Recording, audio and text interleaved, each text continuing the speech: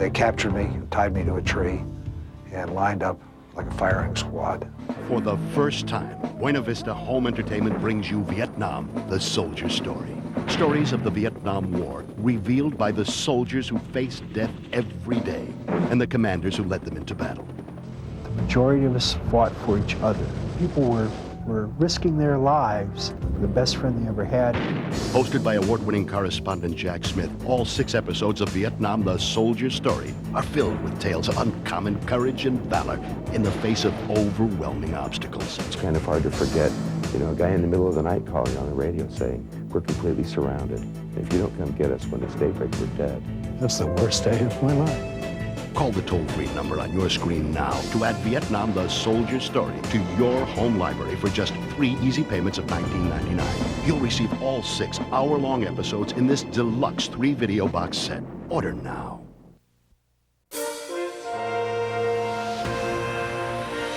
I am the innocent Bullseye. Japanese have attacked Pearl Harbor by air.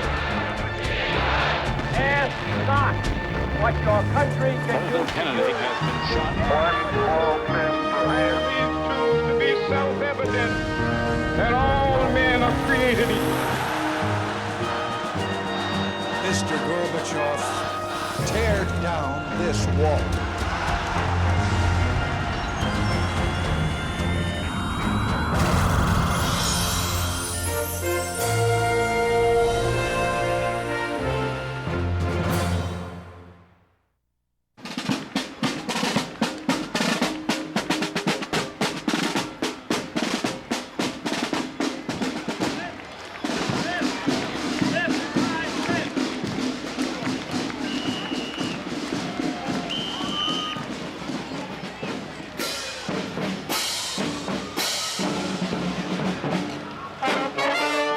The transforming events of the 20th century touched every city and small town in America.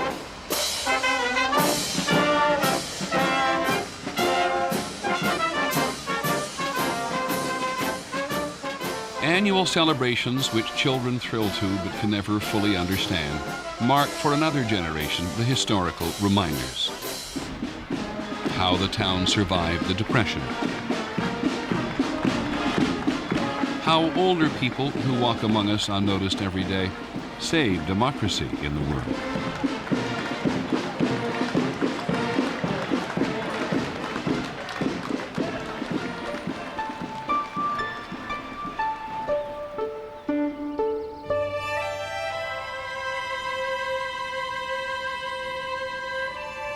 In every town, there are buildings which stand like silent witnesses to the enormous changes over these 100 years. A garage which started the century as a stable. When the Model Ts became available, we could scratch together $100 and get a second-hand Model T. Schools, which today teach computer skills to every student, used to teach shop to the boys and typing to the girls. A school teacher said, just learn all you can about secretarial work. We can't expect women to get ahead in business.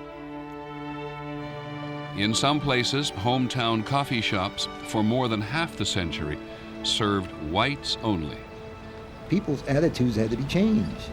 And all it was the color of your skin, for Christ's sakes. It was the color of your skin that made the difference. Memorials along American main streets commemorate those who died on the European battlefields of World War I. Such terrible scenes. You grew up very quickly in surroundings like that. It was no longer freshman studies. It was the real world. From almost every hometown train station, men left for World War II. When your husband becomes an officer, you're an officer's wife. And you do not show any emotions when they go overseas. You hold it back no matter what. No crying. And we did that. It was tough, but we did it. Korea and Vietnam veterans returned to towns which looked the same, but they came back to a country which had changed. When I left, the only people that had long hair were lived in San Francisco, you know, and when I came home, my banker had long hair. When one New Jersey town held an all-class reunion in 1997, you could see in the attendees the sweep of the entire century. There were those who remember when the electric light was new, and those who were born after man walked on the moon.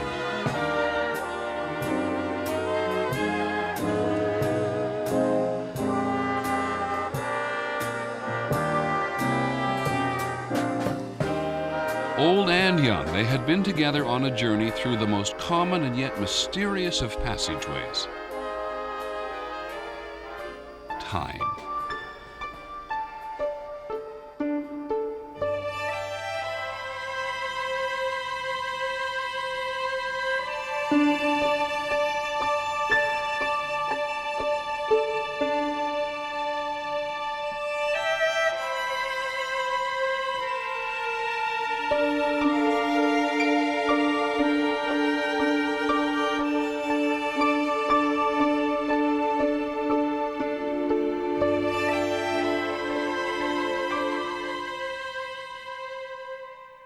Unlike previous centuries where leadership was defined by royalty and other rulers, the 20th century, more than any other, was shaped by the will and actions of the common man.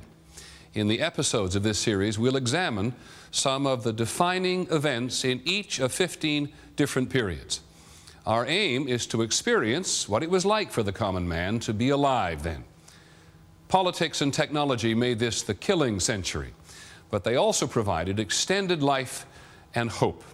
In this first episode, we'll see that as the century began, there was no place on earth where hope flourished more than in the United States of America.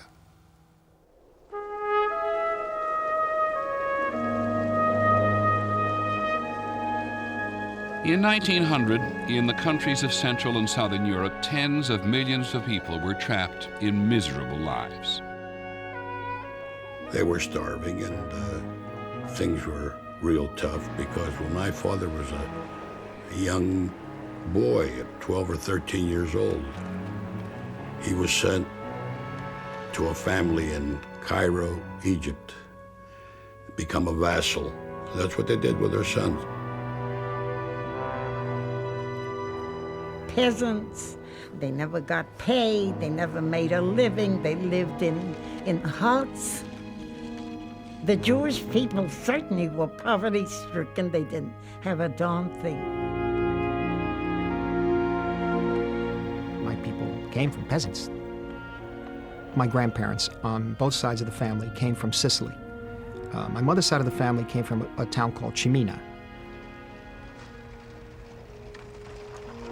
In the small villages, what was there? Oppression and no food. One place held the promise of a better future. My mother and father, they heard about America from others, and they knew that America was heaven. It was once in America, all problems would be solved. There would be food, there would be freedom, there would be no persecution. Freedom, freedom, an incredible word for those people.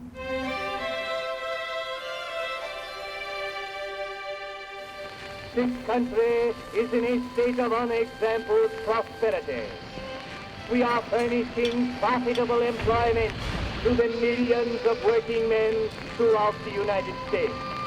By 1900, the United States leads in every major industrial product. I mean, we're producing more steel, we're producing more machine goods, textiles. The United States has 1/3 of all the railroad trackage in the world. For the first time in human history, people can move over land swiftly, easily, reliably. The average American lived longer, was better fed and better paid, and had greater access to education than the average citizen anywhere else on earth. This is the great land of opportunity. No matter how low you may be born, no matter how humble you may be, you can rise to the top. The sky is the limit. On the eve of the new century, the sense of boundless possibilities also ignited an explosion of technological innovations that would have profound impact on 20th century life. Thomas Edison's electric light bulb and phonograph, Alexander Graham Bell's telephone. Tens of thousands of tinkerers across America were trying to invent the future. Among them were 2 bicycle mechanics in Dayton, Ohio. Orville and Wilbur, they as young boys were interested in flying. They would sit on the porch and watch the birds. And the neighbors all around us say, I don't know what they think they're going to do, why they will never make an airplane. Mabel Greep and her sister Lorene lived next door to the Wright brothers. Well, my father found out some way that they were going to have a trial flight. So we got in the Surrey and we drove out to Huffman Prairie. I can hear Dad turn more than once and say, look, are you all paying attention to this? Now listen to me. You're going to remember this till your last day. When that plane took off the ground, people were speechless.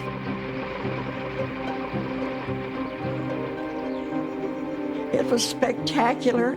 It was unbelievable.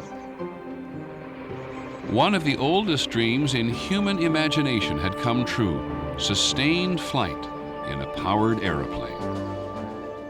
The United States was without question the most inventive nation in the world in that period.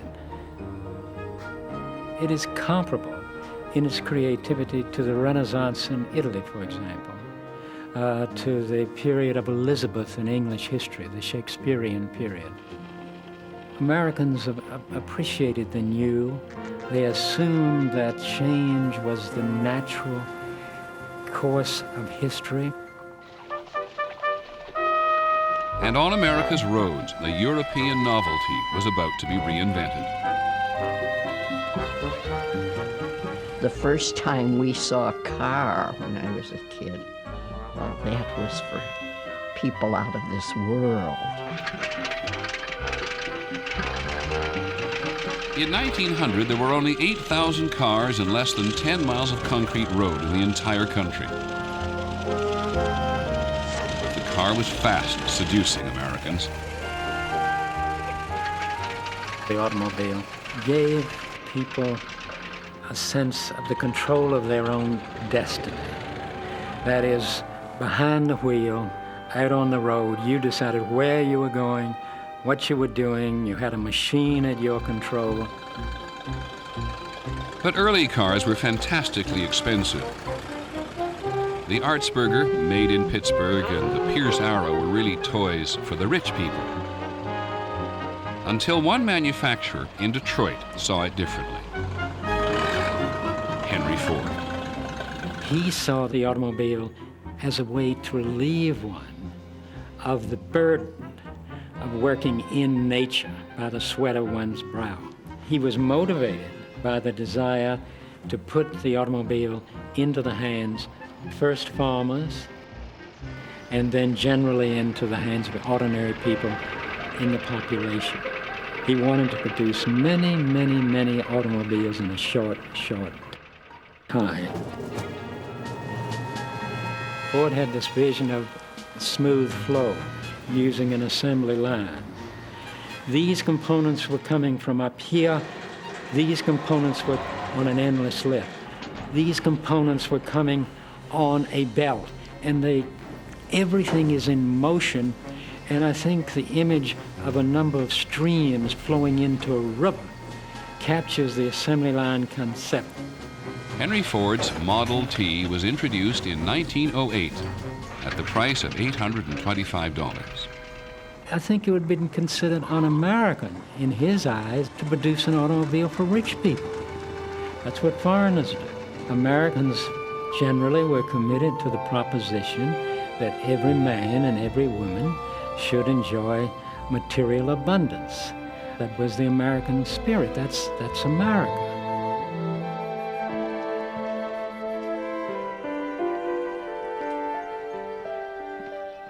It was the promise of material abundance and freedom which drew more than 13 million impoverished Europeans to America between 1900 and 1914.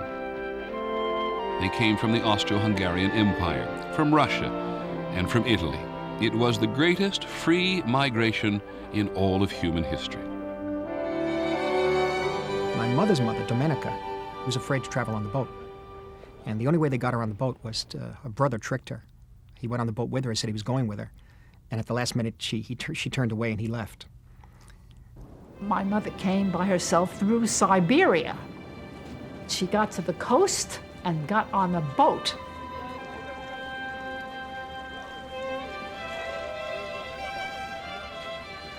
They were just sitting on the deck, hordes of people huddled over their possessions, which consisted of old pillows with feathers and the few pieces of silverware tucked in there and stuff like that, the candlesticks, and sleeping on the deck with one another, next to one another to keep oneself warm. It took weeks and weeks and weeks. It took ages. When I crossed the ocean, I never saw such waves in my life. I never knew an ocean existed.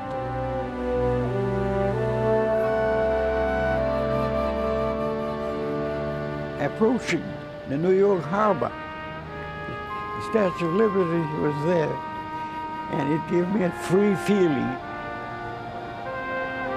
of liberty, a feeling of a new nation, a feeling of a new hope for a beautiful life.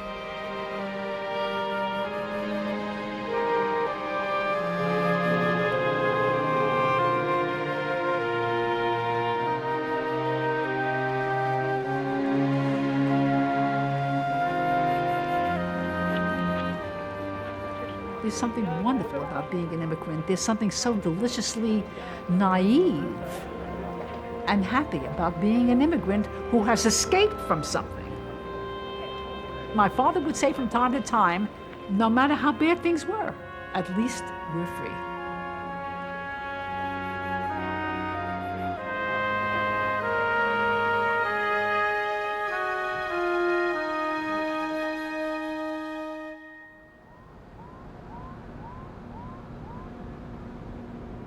In Pittsburgh, Pennsylvania, it was said prosperity was measured by the thickness of the soot in the air.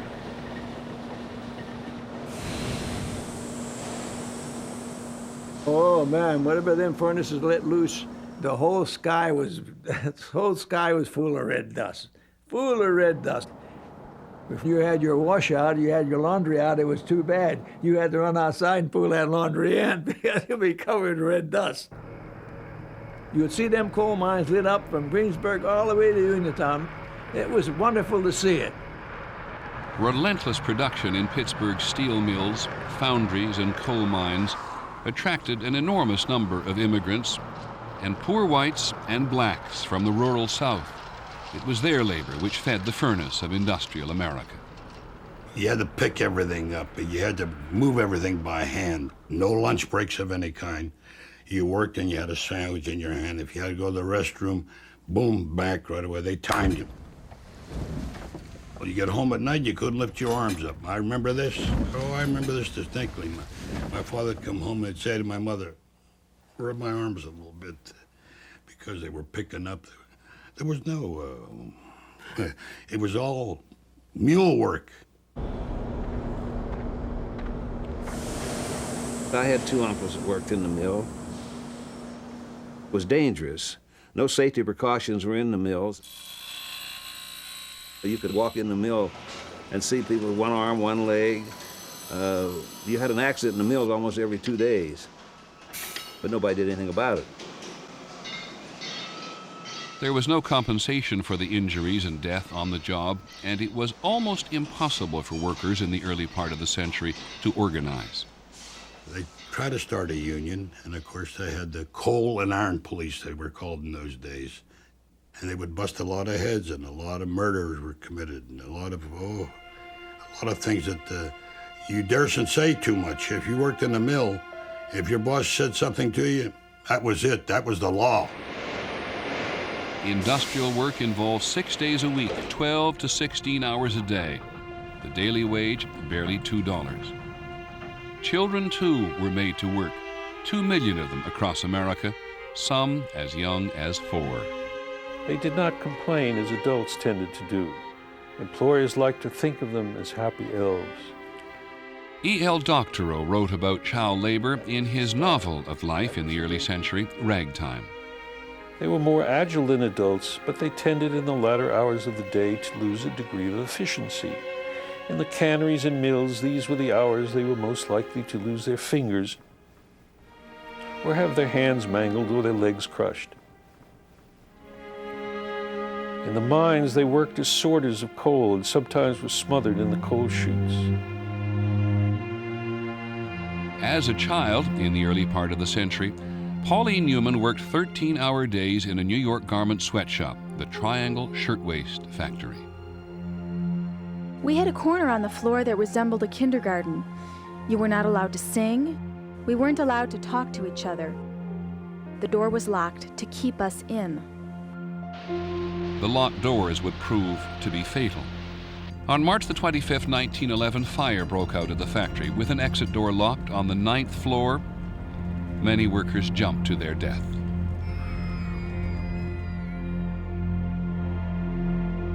I was 11. And I remember all of a sudden all of East New York went crazy because the kids were running around with the newspapers hollering extra that all these people had died in that fire.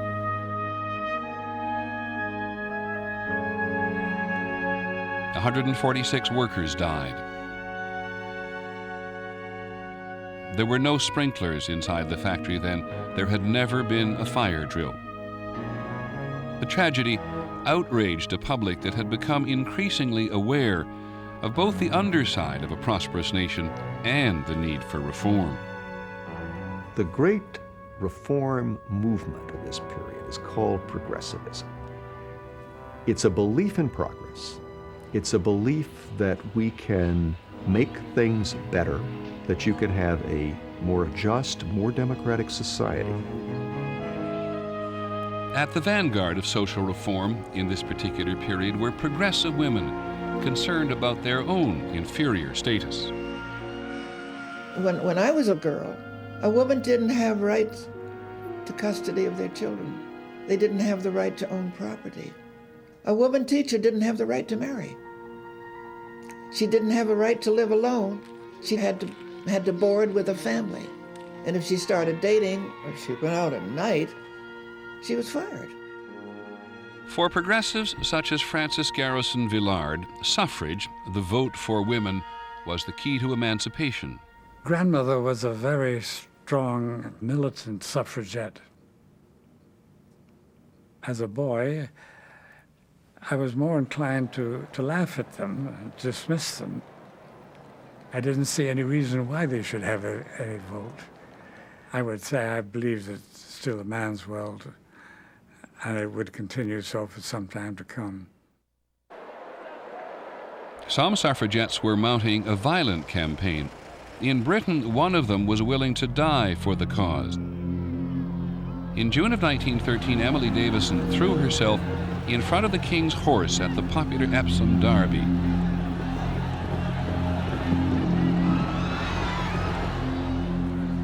She died with the inscription, "Votes for Women," sewn into her coat.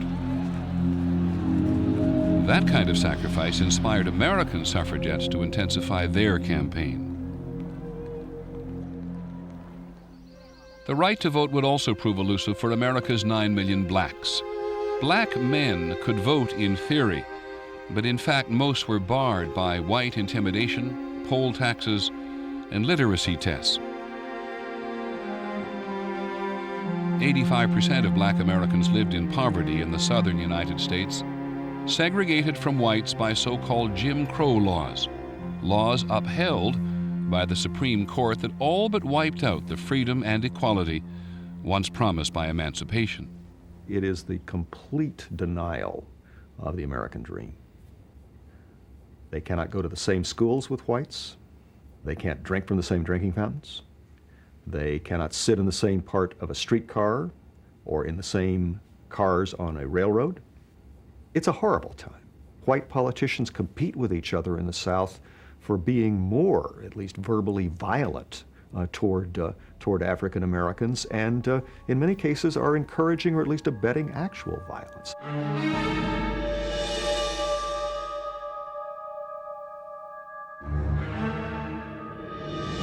They were lynching blacks for hardly a week. There's 2 or 3 blacks didn't get lynched or burned at the stake. I don't know whether you heard that or not. You ever hear of any black people being burned at the stake? Well, that's what happened. I lived in those days. The most prominent black leader at the turn of the century, Booker T. Washington, accepted the notion of separateness. He asked blacks to better themselves through work and vocational training. From whites, he asked for help, not equality.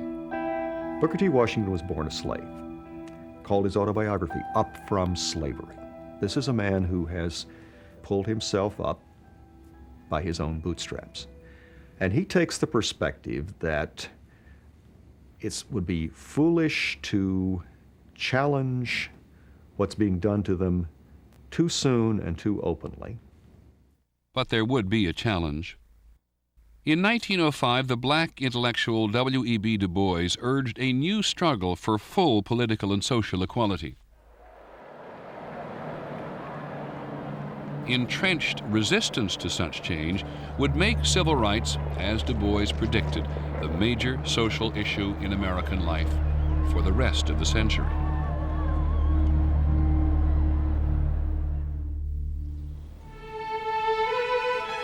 At the turn of the century, there were 76 million people in America. The majority of them lived on farms or in small towns, where they relied on gaslight and horsepower. Every morning the milkman came, and the cream at the top would rise, and if you got there early, you could take a lick of the cream before your mother found out what you were doing. It was the great period of the front porch. In the evenings after dinner, the family would assemble on the front streets. Sometimes the neighbors would pass and we exchanged bows. We played games, I Spy and Run Sheep Run, and Lemonade, What Was Your Trade? Tennis rackets were hefty and the racket faces elliptical. Women were stouter then. They visited the fleet carrying white parasols. Everyone wore white in summer. That was the style. That was the way people lived. But the rhythm of American life was quickening in the early years of the century as more and more people headed for the cities, for the bright lights and the myriad opportunities. I was 4 years old when I came to Chicago. It was a real magical thing to see the streetcars moving up and down and the street filled with people all the time and great activities going on. And I recall looking at it with wonder. The cities, New York City more than most, were centers for the latest engineering and technological marvels. The skyscraper is born in that time, a completely new building form, a completely new idea that a city could grow up instead of out. It's an amazing sight to me. I saw the Flatiron Building. I saw the Woolworth Tower. It's a very stunning view, how a building can pierce the sky. And underground, there was a new way to travel. In New York City, the subway was inaugurated in 1904. One could ride the subway to the outskirts of the city, where the power of science and technology was harnessed for pursuit of a good time. tens of thousands of New Yorkers went every day and night to Coney Island.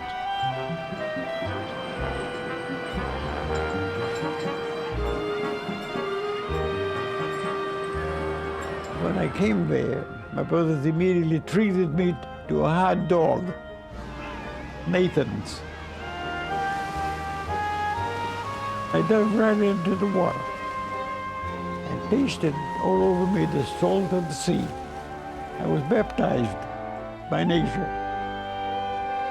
There was a kind of freedom that I never dreamt that I could have. That sense of freedom was also spread by the availability of ideas. In the early part of the century, some 9,000 public libraries in the country dispensed information freely and democratically. One man said to me, "Alfred, do you know that there's a library on 42nd Street?" I says, "I do, but I was never there." He says, "That's where you belong. You'll get all the literature in the world, and it doesn't cost you a dime." I read an immense number of books because I wanted to understand the American people's minds. I wanted to be completely American and forget all of my past.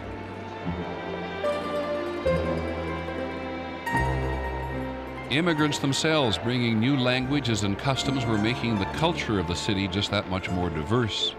The immigrant nourishment that this nation has always had, the incoming people, has been an extremely important part of our vitality, our ingenuity. It's like aerating the stream of life here. Early in this century, 1 in 3 residents of major American cities had been born somewhere else. New York had twice as many Irish as Dublin, and Chicago had more Poles than Warsaw. We had Polish people, we had Irish people, we had Jewish people, and we had Italian people. And they were all friendly, and we were all in the same boat. None of us had any money.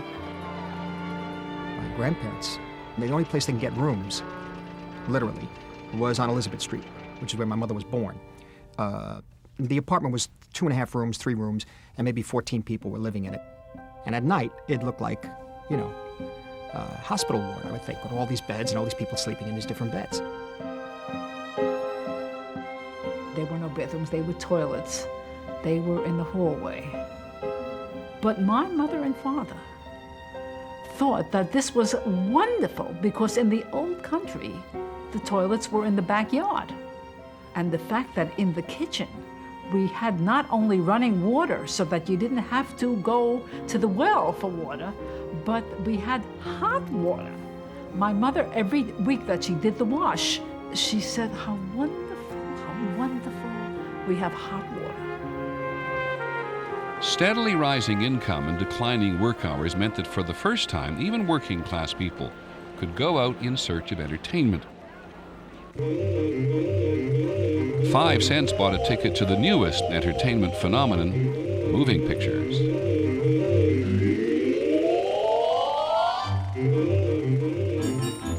We were so taken with the nickel shows. 2 of us would beg to be admitted by sitting on one seat. The earliest movies, introduced simultaneously in France and the United States in the 1890s, were simple tableaux of anything that moved, either make-believe or what was called actuality. In 1903 came the first American film that actually told a story, The Great Train Robbery, a Western filmed in New Jersey. Its huge success made it clear that fiction was what the audience wanted most. There was comedies. And then there was the Pearls of Pauline, which was a serial that went on every Saturday afternoon. Every week she was in a situation where her life was at stake. A lot of kids, it wasn't a movie to them, it was actuality. Beginning in 1910, Americans were also seeing newsreels from around the world. It's coming as a great force for mass entertainment and for mass culture. There is this sense of possibility, the sense of openness, the sense of widening the horizons. What it does is it opens the world.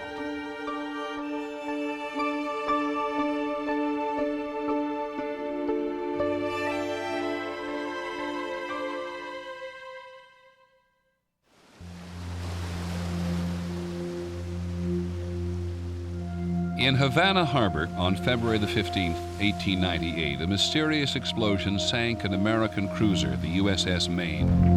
266 officers and sailors were killed. Cuba was a Spanish colony 90 miles from Florida. Although there was no evidence of Spanish involvement, cries of revenge against Spain swept across America. But President William McKinley, who would lead America into the 20th century, was reluctant to go to war. President McKinley is a silver-tongued orator, very popular, sweet man, but a very indecisive man. They used to say that McKinley's mind is like an unmade bed. You have to make it up for him before he can use it. Much more eager for war and foreign adventure in general was McKinley's young Assistant Secretary of the Navy, Theodore Roosevelt. Theodore Roosevelt was a great believer in outdoorism, a great believer in activity. He was vigorous, you know. You could imagine him sort of taking cold showers all the time. And he carried all this in his character into his politics.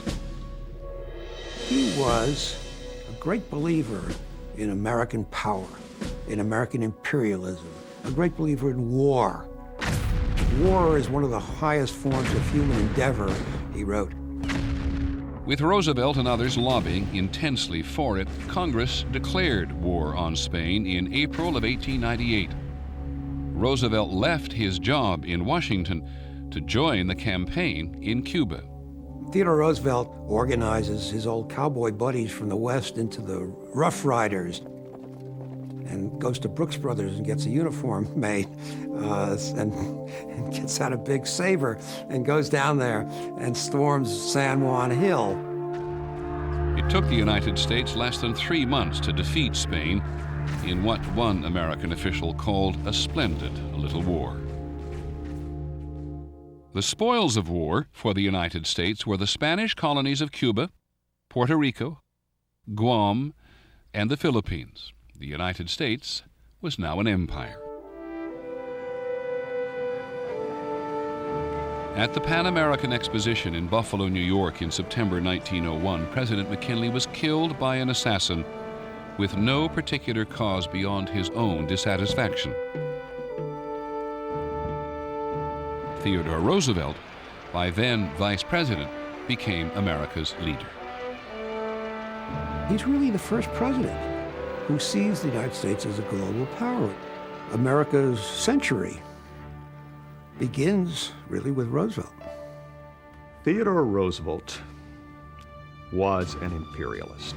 He actually gloried in the term, and he wanted the United States to be a real empire, exercising great power in the same ways that the great European empires did.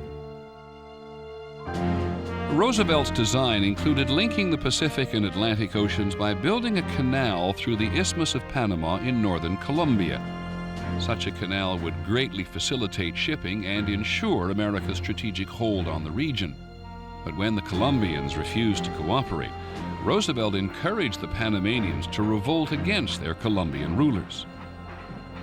Within a couple of days, we recognized the new independent Republic of Panama, and within another few days, we had concluded a treaty with them. Roosevelt said, when other people dithered and when other people debated, I acted, I took action. Construction of the era's engineering wonder began in 1904. Alfred Bingham visited the canal site as a child. I can remember riding along in this car on the bottom of the canal. A lot of big machinery and a lot of trains going up and down, taking the diggings out. And there were marvelous big structures that were to be the locks. The building of the canal itself was the greatest engineering feat that had ever been done up to that time. And it's all of the great power and technology and energy of this age harnessed there. There's a wonderful photo of Theodore Roosevelt at the controls of one of these gigantic steam shovels that they used to dig out the ditch. The Panama Canal is a wonderful expression not only of him, but in many ways of America of that time.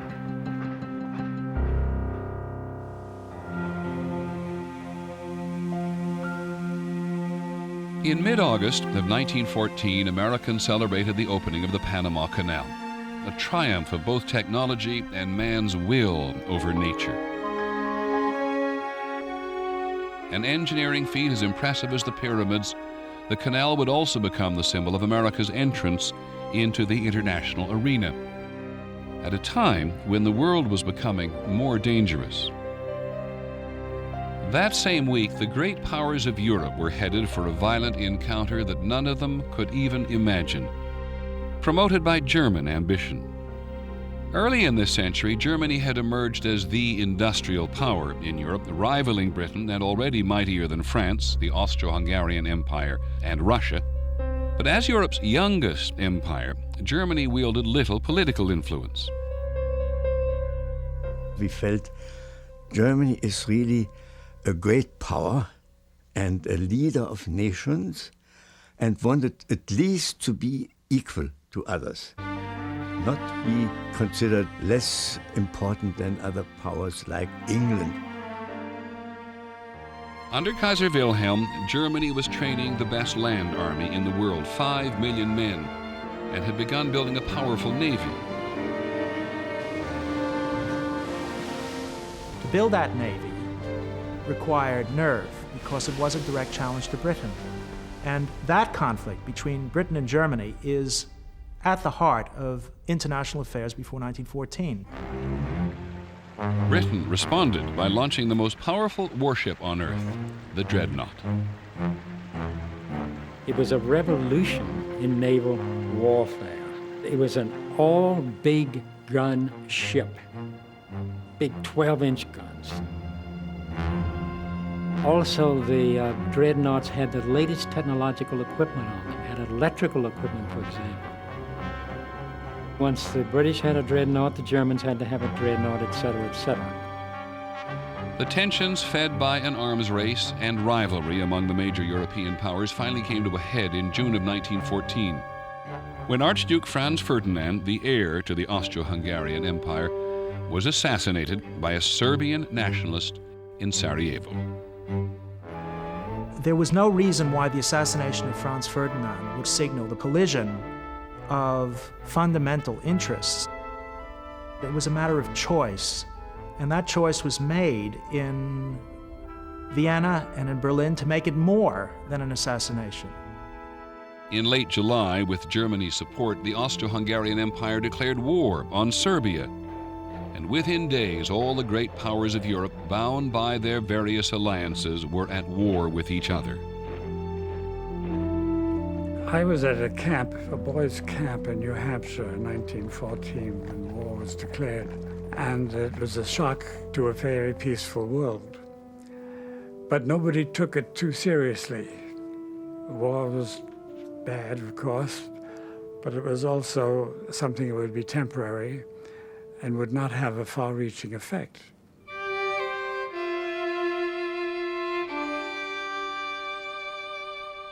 But this war would be more catastrophic than any which had gone before, one in which technology, the engine of progress, would be used in the slaughter of millions, a war that would sow greater hatred and result in far greater consequences than anyone could imagine in that summer of 1914. What was optimistically called the war to end all wars would draw America into an increasingly complex and dangerous world. That's on the next episode of The Century, America's Time. I'm Peter Jennings. Thank you for joining us.